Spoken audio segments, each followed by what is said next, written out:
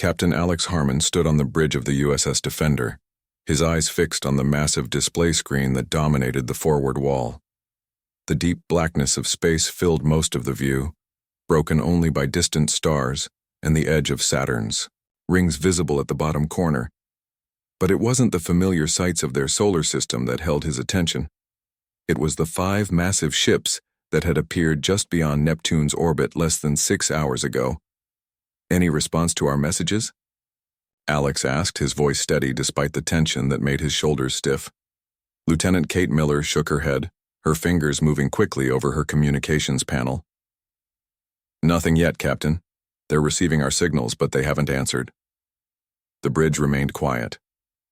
Every person at their station was focused on their work, but Alex could feel their fear. This was humanity's first contact with alien life. After centuries of wondering if they were alone in the universe, 5 ships representing 5 different alien species had arrived together at the edge of Earth's solar system. Chief Engineer Paul Harris looked up from his station. "Captain, I'm getting some strange energy readings from all 5 vessels. They're unlike anything I've ever seen before." Alex nodded. "Keep monitoring them. Let me know if anything changes." The main elevator doors slid open, and Admiral John Turner stepped onto the bridge.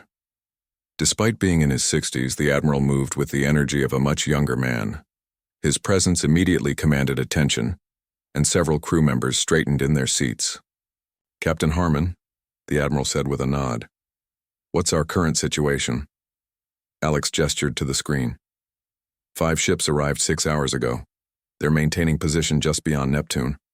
We've sent standard greeting messages in all formats, suggested by the first contact protocol, but they haven't responded yet.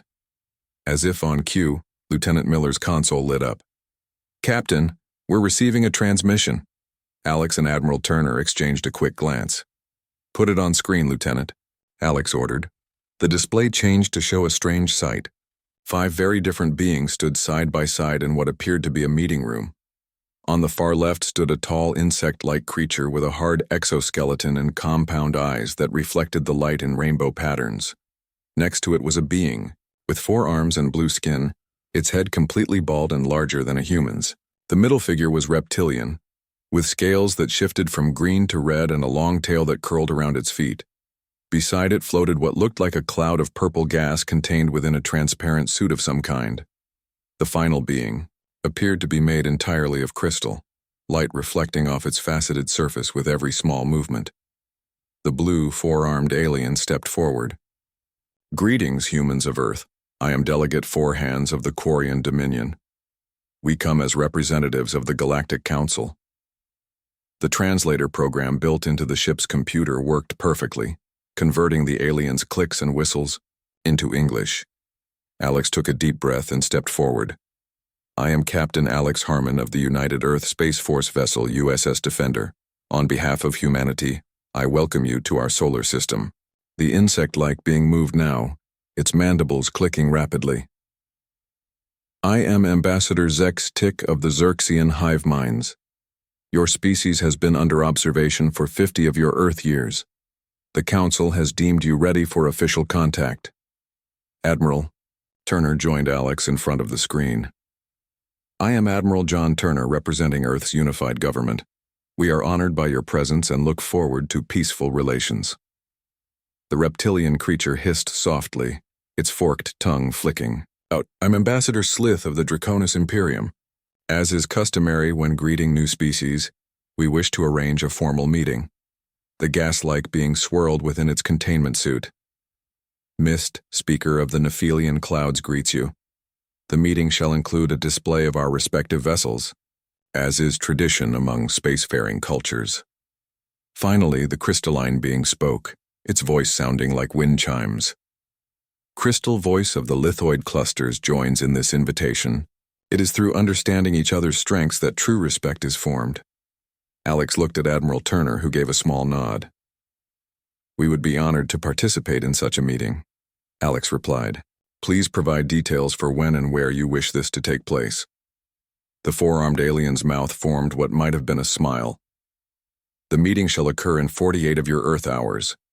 A neutral location near your Jupiter would be suitable." After the transmission ended, the bridge erupted in excited conversation. Admiral Turner gestured for Alex to follow him into the captain's private office just off the main bridge. As soon as the door closed behind them, the Admiral's professional mask slipped slightly. "Well, that was unexpected," Turner said, running a hand through his gray hair. 5 different alien species arriving together. Alex nodded. "And they want to show off their ships. I'm not sure if that's a friendly gesture or a warning." "Probably both," the Admiral replied. "Every first meeting between cultures has always included some element of sizing each other up." He paused, looking thoughtful. "What's your assessment of their technology based on what we can see of their ships?" Alex brought up the sensor readings on his office screen. "They're advanced, far beyond anything we have, at least on the surface. Their ships are enormous compared to the Defender." Admiral Turner smiled slightly. "Good thing appearances can be deceiving." "Should we show them everything the Defender can do?" Alex asked. The Admiral shook his head. "No. Earth Command wants us to play this carefully. Let them boast. Let them show off. We'll reveal only what we need to ensure they understand we're not helpless." Over the next 2 days, the crew of the USS Defender prepared for the meeting. Lieutenant Kate Miller studied the alien transmission for any cultural clues that might help them avoid misunderstandings. Engineer Paul Harris reviewed all systems, making sure everything was functioning perfectly. Science Officer Ben Taylor gathered all available data on the 5 alien ships, trying to understand their technology from a distance. As the appointed time approached, Captain Alex Harmon stood in his quarters, straightening his formal uniform. The weight of humanity's future rested on how this meeting went. 5 alien civilizations had come to judge whether humans deserved a place among the stars. "Captain to the bridge." Lieutenant Miller's voice came through the communication system. "The alien representatives are approaching in a shuttle." Alex took one last look in the mirror. "Time to make a good first impression," he said to himself, then turned and headed for the bridge, ready to face whatever the galaxy had in store for humanity. The meeting took place in a neutral space station orbiting Jupiter. Humans had built the station years ago as a research outpost, but now it served as the location for humanity's first official contact with alien life. Captain Alex Harmon, Admiral Turner, and a small team from the USS Defender arrived first to prepare the large conference room. "Remember," Admiral Turner said quietly to the team, "observe everything, reveal little. We need to understand what we're dealing with before we show our hand." The room had a large round table in the center with screens on the walls. Engineer Paul Harris finished setting up the holographic projector in the middle of the table. "It's ready, sir. We can display basic images of the Defender if needed." Lieutenant Kate Miller adjusted her translator device. "I've updated the translation software with the language patterns from their transmission. It should work better now." Security Chief Nicole Garcia positioned her team around the room, their weapons hidden but accessible. "We're ready, Captain." A soft chime indicated the arrival of the alien shuttle. The humans stood straight as the door slid open. The 5 alien representatives entered one by one, each more strange than the last in person. Ambassador ZX Tick, the insect-like Xerxian, had to duck to enter the room. Its hard exoskeleton clicked slightly as it moved, and its compound eyes seemed to take in everything at once. The 4-armed Quarian, Delegate Forehands, moved with fluid grace, all 4 hands making constant small gestures that seemed to be part of its speech. Ambassador Slith of the Draconis slithered rather than walked, its reptilian tail leaving a slight mark on the floor. The gaseous Nephilian, Mist Speaker, floated in its containment suit, the purple gas inside swirling constantly. Last came the crystalline lithoid, Crystal Voice, whose body made soft tinkling sounds with each step. After formal greetings were exchanged, they all sat at the table. The aliens had to use special chairs designed to accommodate their different body shapes. "We thank you for hosting this traditional exchange," said Delegate Forehands. "As is customary when new species join the galactic community, we will share information about our greatest vessels." Captain Alex nodded. "We look forward to learning about your ships, Earth is still young in terms of space travel. This comment seemed to please the aliens. Ambassador ZX Tick's mandibles clicked in what the translator identified as a laugh. Yes, very young. Our civilizations have traveled between stars for thousands of years. Admiral Turner smiled politely. Then we have much to learn from you. All. Delegate Four Hands activated a device on its wrist. A holographic image appeared above the table showing a massive blue ship shaped like a smooth oval. The quantum dreadnought is the pride of the Quarian Dominion. It can phase in and out of reality, making it impossible to hit with conventional weapons. The hologram showed the ship flickering and disappearing, then reappearing in another location. It can travel between stars in days rather than years, and its weapons can disable enemy ships without destroying them. The humans watched carefully. Commander Lisa Winters leaned close to Captain Alex. Phase technology. Impressive, but it must require enormous power. Engineer Paul made notes on his tablet.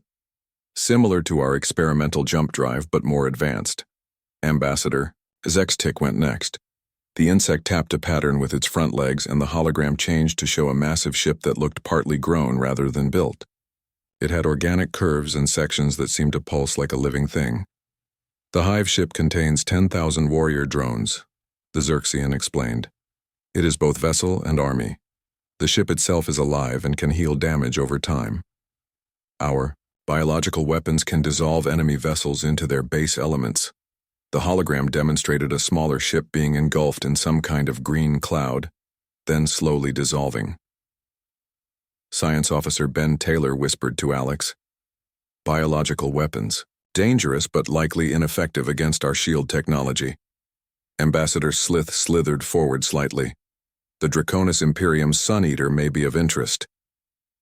The hologram changed to show a red ship with enormous wing-like panels extending for miles. It harvests the energy of stars to power weapons that can crack planets in half. The demonstration showed the ship absorbing energy from a sun, then firing a beam that split a small moon into pieces. "Impressive," Admiral Turner said, "though using a star as a power source must limit where it can operate effectively."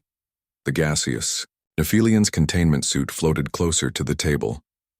The ghost armada of the Nephilian clouds approaches warfare differently. The hologram showed ships that seemed made of the same purple gas as the alien itself. "Our vessels can transform into gas, infiltrate enemy ships through the smallest openings, and neutralize crews without damaging valuable technology." Security Chief Nicole frowned. "Their tactics rely on enemies with vulnerable life support systems. Our sealed environment protocols would counter that." Finally, Crystal Voice stepped forward. "The lithoid planet carvers use the natural properties of crystal to focus energy." The hologram displayed a beautiful, faceted ship that looked like a giant diamond. "Our vessels can channel and amplify light into beams that slice through any known material." The demonstration showed the crystalline ship cutting through what appeared to be a small asteroid with ease. Throughout the presentations, Captain Alex and Admiral Turner stayed quiet, offering only polite nods and occasional questions about technical details. The aliens seemed to grow more confident with each demonstration, interpreting the human silence as awe. "And now," Delegate Forehand said, all forearms gesturing toward Alex, "perhaps our new friends would like to share information about their vessels, though we understand if you prefer not to, given the basic nature of your technology." The 5 aliens looked at the humans with expressions that, despite their alien features, clearly conveyed condescension. They had shown their most powerful ships and now expected the humans to either decline out of embarrassment or show something primitive by comparison. Admiral Turner looked at Captain Alex and gave a small nod. They had discussed this moment and planned for it. "We would be honored to share information about our vessel," Alex said calmly, "though we have brought only one ship to this meeting, the USS Defender." "Just one?" Crystal Voice chimed, the sound like tinkling glass. "Most species bring examples of their various vessel classes." "We thought it best to start simply," Admiral Turner explained. "The Defender represents our standard exploration and diplomatic vessel." Ambassador Slith's tongue flicked out. Perhaps a demonstration would be more informative than mere discussions. We could arrange a simple exercise to show the capabilities of our respective ships. The aliens exchanged glances that even across different species clearly communicated amusement. Nothing hostile, Ambassador Zextic added quickly. Merely educational. Captain Alex looked at his team. Each gave a subtle nod. We accept your proposal, Alex said, rising from his seat. The USS Defender will participate in your demonstration. As they prepared to return to their ships, Delegate Four Hands approached Alex. Captain, I feel I should warn you. What you will see may be overwhelming for a species at your development stage. Please do not be discouraged. Alex smiled. Thank you for your concern, Delegate. We look forward to the experience. As the human team boarded their shuttle to return to the Defender, Lieutenant Kate Miller couldn't help but laugh. They have no idea, do they? Admiral Turner shook his head. No, Lieutenant, they don't. And that's exactly how we want it for now. The asteroid belt between Mars and Jupiter served as the perfect location for the demonstration. Thousands of rocks of various sizes floated in the darkness of space, providing natural targets and obstacles. The 5 alien ships positioned themselves, in a loose formation, each vessel enormous compared to the USS Defender. From the Defender's bridge, Captain Alex Harmon and his crew watched the alien ships with calm interest. The view screen showed each vessel in detail. The Quarian ship shimmered, with a blue energy field. The Xerxian hive ship pulsed like a giant heart. The Draconis Sun Eater extended its massive solar panels. The ghostly purple Nephilian vessel seemed to shift and flow. The lithoid planet Carver gleamed like a giant diamond in the sunlight. They certainly build them big, said Lieutenant Kate Miller, looking at the sensor readings. The smallest one is still 5 times our size. Engineer Paul Harris nodded. Size isn't everything. They're showing off, trying to impress us. Admiral Turner stood beside Captain Alex, his face showing nothing but polite interest. Are we ready, Captain? Alex nodded. All systems are at full capacity. The Nova system is on standby as you ordered. The Admiral smiled slightly. Good. Remember, show them just enough to make them reconsider their assumptions about us. Nothing more. A communication signal chimed, and Lieutenant Miller opened the channel. The screen split to show all 5 alien representatives. We will each demonstrate our ship's capabilities by targeting asteroids, explained Delegate Four Hands. Basic maneuvers first, then weapons systems. Nothing will be aimed at any other vessel. Understood, Captain Alex replied. The Defender will observe first, if that's acceptable. Ambassador Sleeth nodded. Of course. The Draconis Imperium will begin. The massive red Sun Eater moved first. Its enormous wing-like panels shifted to catch the distant sunlight. Energy visibly flowed through the ship, gathering at its front section. Without warning, a red beam shot out, striking a large asteroid. The rock didn't explode. Instead, it began to glow hot, then melted from the outside in until nothing remained but a cloud of superheated gas. Impressive, murmured Science Officer Ben Taylor. They converted the entire mass to plasma. Next, the Xerxian hive ship approached a cluster of smaller asteroids. Openings appeared along its organic hull, releasing clouds of tiny objects that looked like metal insects. These swarms surrounded several asteroids, covering their surfaces completely. Within minutes, the asteroids began to dissolve as the swarm consumed them, leaving nothing behind. Nanobots, said Engineer Paul. Advanced ones, but still similar to our mining technology. The Quarian Quantum Dreadnought demonstrated next. It approached a particularly dense asteroid, then seemed to flicker like a bad image. Suddenly it disappeared completely, only to reappear on the other side of the asteroid. A blue energy field extended from the ship surrounding the asteroid. When the field disappeared, the asteroid had been cut into perfect cubes, all the same size. Phase-shifting technology, Commander Lisa Winters noted. They're using it for precision cutting rather than just transportation. The Nephilian Ghost Armada moved forward. The purple gaseous ship seemed to lose its solid form, spreading out like a fog. It enveloped a spinning asteroid, surrounding it completely. When the gas pulled back and reformed into a ship, the asteroid continued spinning. but now it had been hollowed out completely, leaving only a thin shell. They dissolved the interior without damaging the outer layer.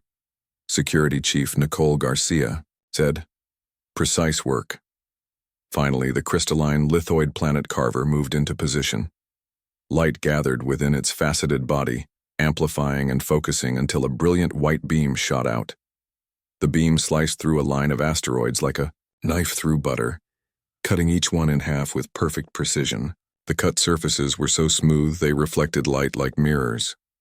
"Now it's our turn," Admiral Turner said quietly. Captain Alex nodded and opened the communication channel. An impressive display from all. "The Defender will now demonstrate a few of our capabilities." The aliens made no effort to hide their condescension. Ambassador Zextik's mandibles clicked rapidly. "We look forward to seeing what your vessel can do, Captain." Alex nodded to his crew. "Let's begin with standard maneuvers." The USS Defender moved forward, appearing small and unimpressive compared to the alien ships. It was sleek and functional, without the dramatic design elements of the alien vessels. It moved through a dense cluster of asteroids, weaving between them with remarkable speed and precision. "Basic navigation," Delegate Fourhands commented, not bothering to hide the dismissive tone. "Now for something more interesting," Captain Alex said calmly. "Lieutenant Miller, activate the mirror system." "Mirror system active, Captain," she replied. Without warning, the Defender seemed to blur. In less than a second, 5 identical Defenders appeared in space, one positioned near each alien vessel. The copies moved in perfect sync, performing the same maneuvers simultaneously. "Quantum mirroring," Science Officer Ben explained through the open channel. "Each image is a projection, but each can interact with matter in limited ways." The aliens fell silent, their earlier condescension replaced by surprise. "An interesting illusion," Crystal Voice finally said, though its chiming voice held a note of uncertainty. "Not quite an illusion," Commander Lisa corrected. "Each projection can operate independently if needed." Before the aliens could respond, Captain Alex continued, "Now for a demonstration of our defensive capabilities. Engineer Harris, activate the pocket shield." A subtle ripple appeared around the Defender, all 5 versions simultaneously. The space around each ship seemed to bend slightly, as if the fabric of reality was being gently folded. "What you're seeing is a dimensional pocket shield," Alex explained. "It doesn't just block attacks, it redirects them to another reality altogether." Ambassador Slith's scales shifted from green to a darker color. "Dimensional manipulation. That technology is theoretical even among the oldest council races." Admiral Turner smiled. "Theory and practice often advance together when survival depends." "On it." Captain Alex nodded to his weapons officer. "Time for a small weapons demonstration. Target the large asteroid at coordinates 227 Mark 43. The weapons officer touched his console. "Target acquired, Captain." There was no visible beam, no projectile, no energy discharge of any kind. The asteroid, a massive rock nearly a mile across, simply collapsed in on itself. It compressed smaller and smaller until it was reduced to a perfect sphere the size of a basketball, hanging motionless in space. Complete silence filled the communication channel. Finally, Admiral Turner spoke. "A small demonstration of our gravity manipulation technology. The Defender's gravity well projectors can increase or decrease gravitational forces in a targeted area." The 5 alien representatives stared at the screen, their expressions of shock clear even across species barriers. "Impossible," whispered Mist Speaker, its gaseous form swirling agitatedly in its containment suit. "Your species has only achieved faster than light travel within the last century. These technologies should be beyond your reach." Captain Alex's expression remained neutral. "Perhaps we developed along different paths than your species. Necessity has always driven human innovation." "What necessity could drive such advancement in so short a time?" asked Crystal Voice. Alex and Admiral Turner exchanged glances. "We nearly destroyed ourselves more than once," the Admiral said simply. "We learned to adapt quickly or face extinction." The aliens were silent again, But this time it was a different kind of silence. Not dismissive or condescending, but cautious and recalculating. "I believe," Delegate Forehand said slowly, "that the Galactic Council will need to reassess Earth's classification." Captain Alex smiled. "We look forward to peaceful relations with all your species and the Council. The demonstration is concluded. We invite you all to return to the station for further discussions." As the communication ended, the crew of the Defender broke into grins and quiet laughter. "Did you see their faces?" Lieutenant Kate asked. "They didn't expect that at all." Admiral Turner nodded. "Today, being underestimated worked in our favor. Let's return to the station and see what our new alien friends have to say now that they've seen what the Defender can do." The USS Defender, the real one as the mirror projections faded away, turned and headed back toward Jupiter, leaving 5 very confused alien ships behind. The meeting room on the space station felt different now. When Captain Alex Harmon and Admiral Turner entered with their team, they noticed the change immediately. The 5 alien representatives no longer lounged with casual superiority. Instead, they sat straight, their attention focused sharply on the humans. "Please join us," Delegate Forehand said, gesturing with 2 of its 4 arms. The casual condescension was gone from its voice. Captain Alex and Admiral Turner sat down, followed by their team. For a moment, nobody spoke. The silence stretched until Ambassador ZX-Tick's mandibles clicked. "Your ship's capabilities were unexpected," the insect-like alien admitted.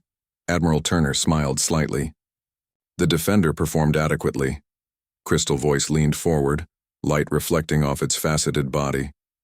"You said the Defender is a standard exploration vessel. Do all Earth ships possess such technology?" Alex and the Admiral exchanged quick glances. This was a question they had prepared for. "Some of our vessels have specialized capabilities," Alex said carefully. "The Defender represents our current standard." This wasn't exactly a lie. The Defender did indeed represent Earth's current technological standard. It just happened to be their very best standard, not the average one the aliens were assuming. Miss Speaker's gaseous form swirled more rapidly in its containment suit. "The gravity manipulation technology alone is beyond what most council races have achieved. May I ask how your species developed it?"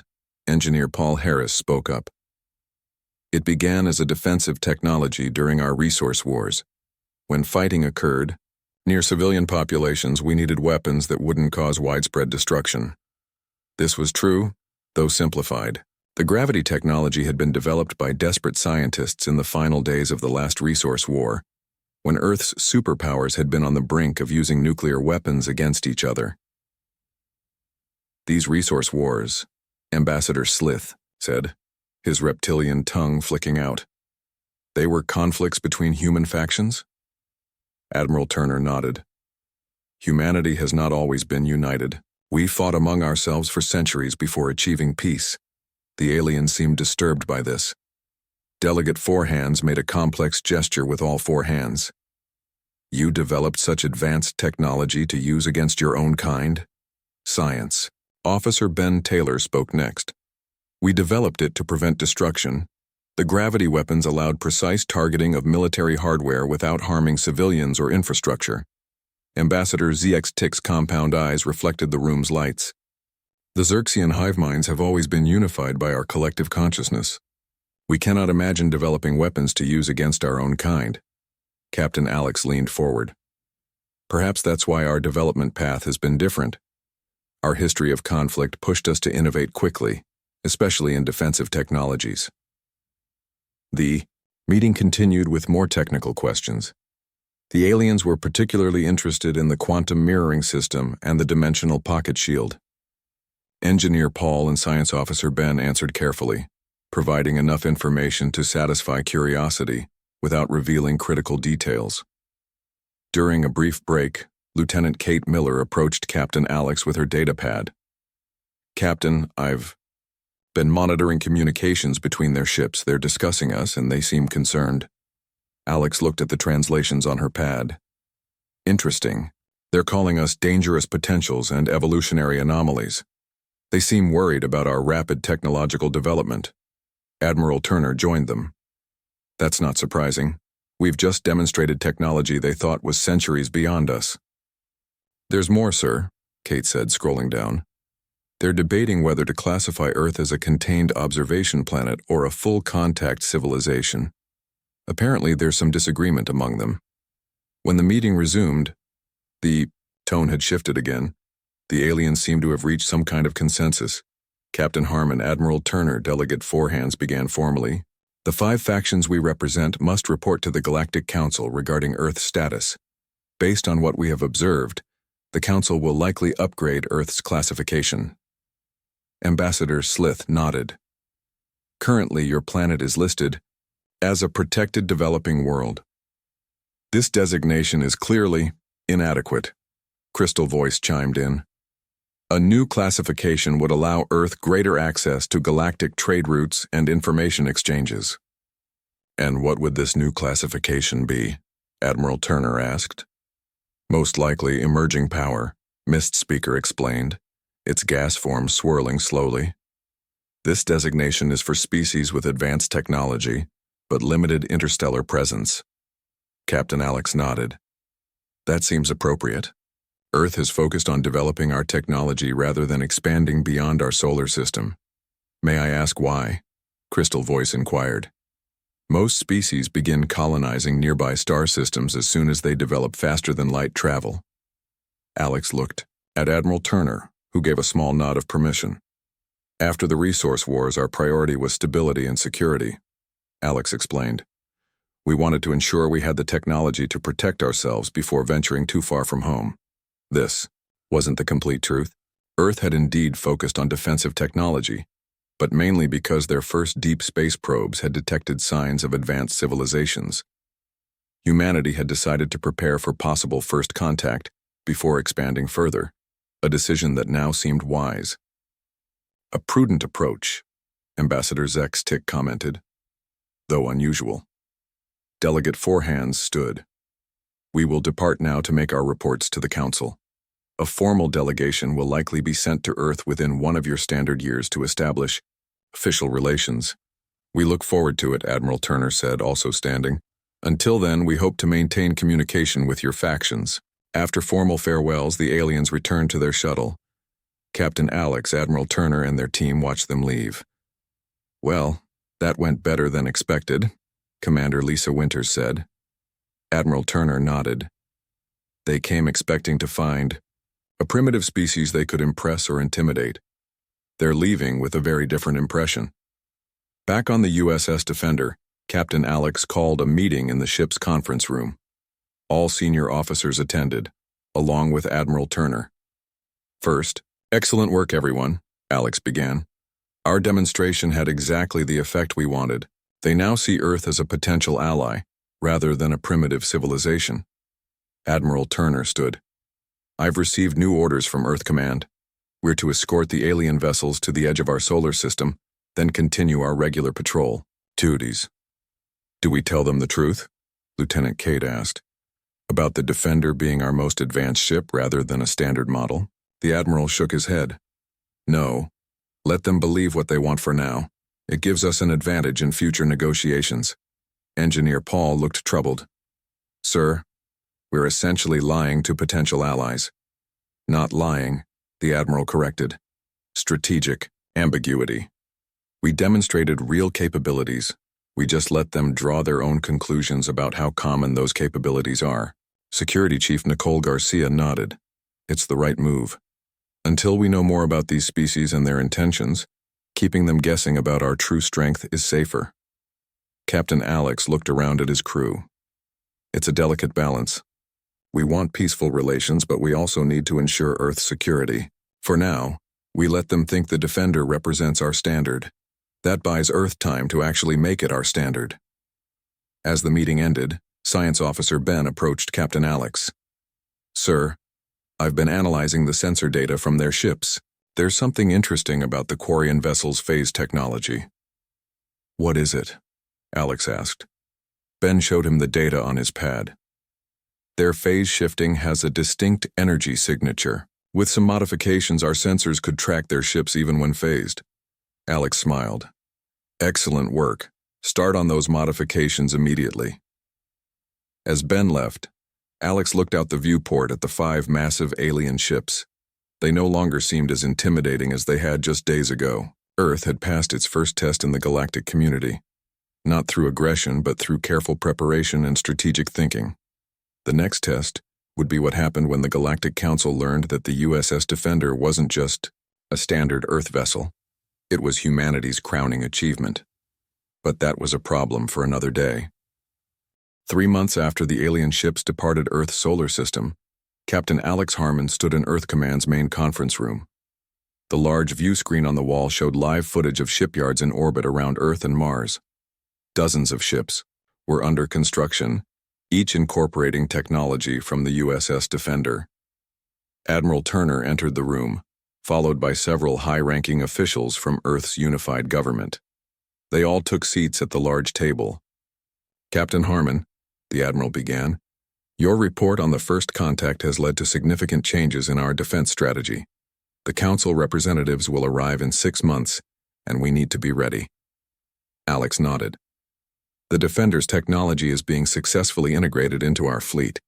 Engineer Paul Harris has improved the gravity manipulation system, making it more efficient." "Good," said Defense Minister Elena Rodriguez. "And what about the intelligence gathered from the alien vessels?" "Science Officer Ben Taylor's team has made progress understanding their technology," Alex replied. "The phase-shifting technology used by the Quarians is particularly interesting. We now believe we can not only track their phased ships but potentially develop our own version within a year." The officials exchanged pleased looks. Minister Rodriguez tapped her screen. "The 5 alien factions have been sending regular communications. Based on Lieutenant Miller's analysis, they appear to be testing our technological capabilities through seemingly casual exchanges." Alex wasn't surprised. "They're trying to determine if the Defender was truly representative of our fleet or an exception." "And our response?" asked another official. Admiral Turner smiled slightly. "Strategic ambiguity, as always. We answer their questions without revealing too much. Meanwhile, we learn everything we can about them." The meeting continued with updates on various projects. Earth was preparing rapidly for full integration into the galactic community, but with caution. The resource wars had taught humanity hard lessons about trust. After the meeting, Alex found Lieutenant Kate Miller waiting for him. Her expression was serious. "Captain, I have decoded more of the alien communications. There's something you should see." In a private room, Kate showed Alex the translations. "This is from the Draconis ship to their homeworld. They're suggesting the Council send more than just representatives. They want a show of force." Alex frowned. "They still see us as a potential threat." "Yes, but look at this message from the Xerxian ambassador." Kate highlighted another section. "They're arguing against intimidation tactics, saying we would likely respond poorly to any perceived threat." Alex read the message carefully. "The Xerxians seem to understand us better than the others." "There's more," Kate said, scrolling down. "The Lithoids and Nephilians are pushing for trade agreements focused on technology exchange. They're particularly interested in our gravity manipulation and dimensional shielding." Alex nodded. "That's not surprising. Those technologies would be valuable to any spacefaring civilization. And the Quarians." Kate pulled up one last message. "They're the most cautious. They've been researching Earth history extensively and have focused on our resource wars. They seem concerned about how quickly we developed from internal conflict to advanced technology." "They should be," Alex said quietly. "Necessity drove our innovation. When survival is at stake, progress accelerates." Back on the USS Defender, now orbiting Earth as the flagship of humanity's growing fleet, Alex gathered his senior officers. They had served together through first contact and now faced the next challenge. "Earth Command has given us new orders," Alex announced. "When the Council representatives arrive, the Defender will lead the welcoming fleet." Commander Lisa Winters looked concerned. "Sir, by then we'll have ships with newer technology. Wouldn't one of those be better?" Alex shook his head. "The Defender made first contact. There's symbolic value in having us lead the welcome." And strategic value, added Security Chief Nicole Garcia. They already know what the Defender can do. No need to show them our newer capabilities immediately. Science Officer Ben nodded. I agree. Let them think we're still at the same technological level they saw 3 months ago. Meanwhile, we've made significant advances. Engineer Paul grinned. The gravity system improvements alone would surprise them, not to mention the phase detection grid we've developed. Lieutenant Kate pulled up a communication on her screen.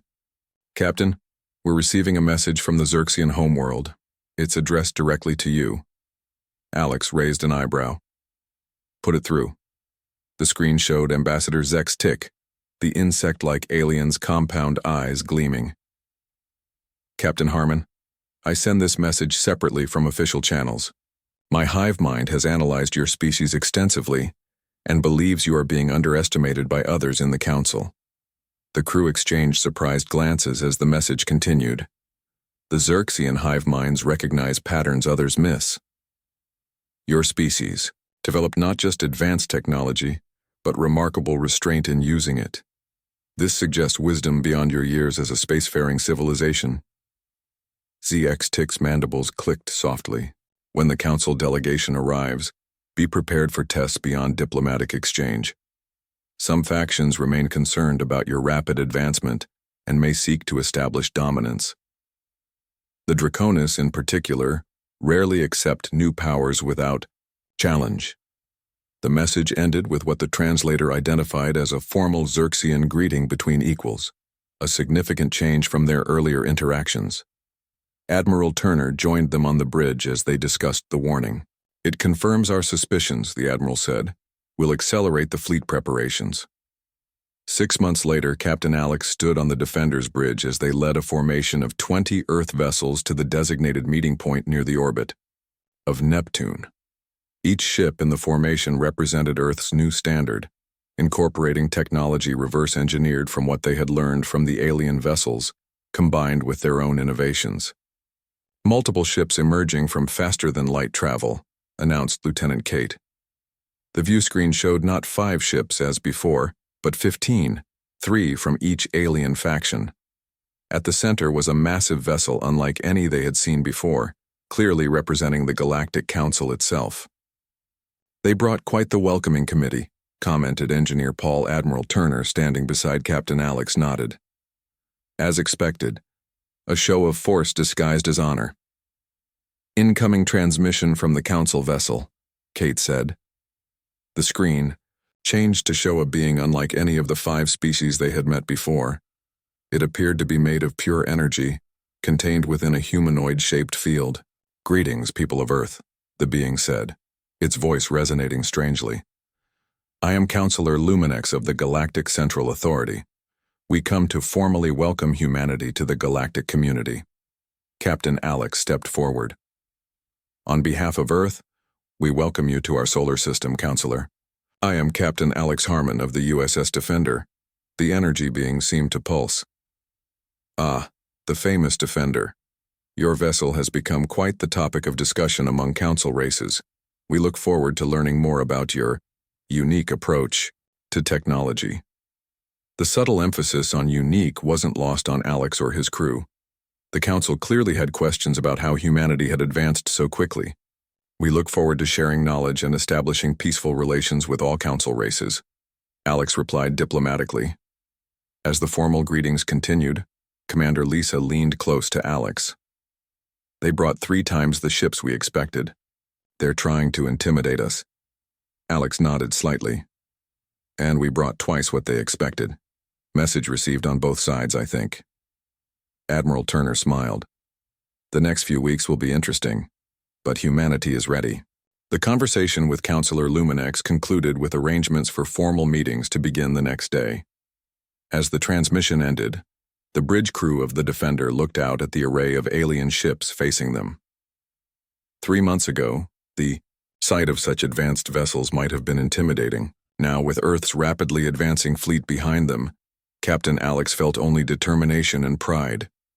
The 5 aliens had boasted about their battleships, but humanity had proven its worth. All ships, maintain formation, Alex ordered. Let's Show our guests that humanity is ready to take its place in the galaxy. Whatever challenges lay ahead, Earth would face them united, innovative, and prepared.